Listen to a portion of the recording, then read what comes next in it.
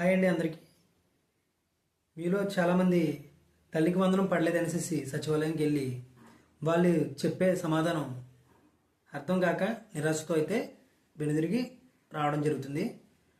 మీకు ఎటువంటి డౌట్స్ ఉన్నా సరే నన్ను అయితే కామెంట్స్ రూపంలో అడగండి. నేను ప్రతిదానికి కూడా సమాధానం అయితే ఇస్తాను. అమ్మఒడి చాలామంది పడలేదని చెప్పేసి ఫస్ట్ గ్రీవెన్స్ రైజ్ చేస్తున్నారు. మీరు చేయవలసిన గ్రీవెన్స్ కాదండి. ఫస్ట్ మీరు ఎందుకైతే పడలేదని వాళ్ళు చెప్పారో దానికి తప్ప సొల్యూషన్ అయితే చూసుకోండి. ఫస్ట్ 300 యూనిట్స్ అబవ్ అని వచ్చిందంటే ఖచ్చితంగా మీకు ఎవరో ఒక మీటర్ లింక్ అయి ఉంటుంది.